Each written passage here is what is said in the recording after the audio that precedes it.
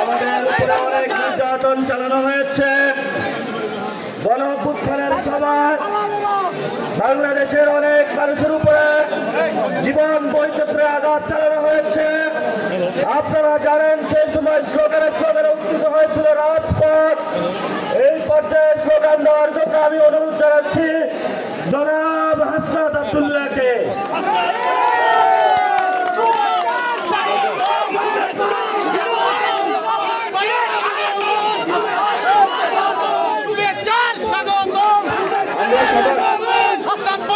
আমরা দুঃখ প্রকাশ করছি, আমরা যারা এইচএসসি পরীক্ষার্থী রয়েছে আমরা দুঃখ প্রকাশ করছি।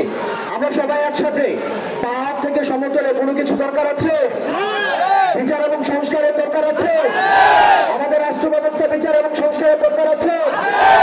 আমরা সবাই একসাথে বলবো এই মুহূর্তে দরকার বিচার এবং সংস্কার, এই মুহূর্তে দরকার বিচার এবং সংস্কার, বিচার এবং সংস্কার, বিচার এবং সংস্কার। আমরা বলবো পাহাড় থেকে সমতলে, আপনারা বলবেন লড়াই হবে একসাথে। পাহাড় থেকে সমতলে, পাহাড় থেকে সমতলে, ইনকিলাব ইনকিলাব, আপোষ না সংগ্রাম, দাঁড়িয়ে রাজপথ, আপোষ না সংগ্রাম।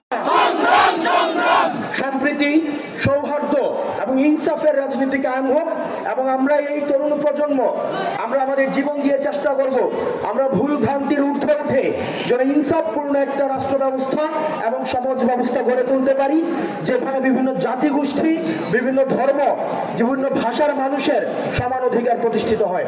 আপনারা সবাই ভালো থাকবেন, সুস্থ থাকবেন, আপনাদের সাথে আবার দেখা হবে। আপনারা সবাই ভালো থাকবেন। আসসালামু আলাইকুম, নমস্কার।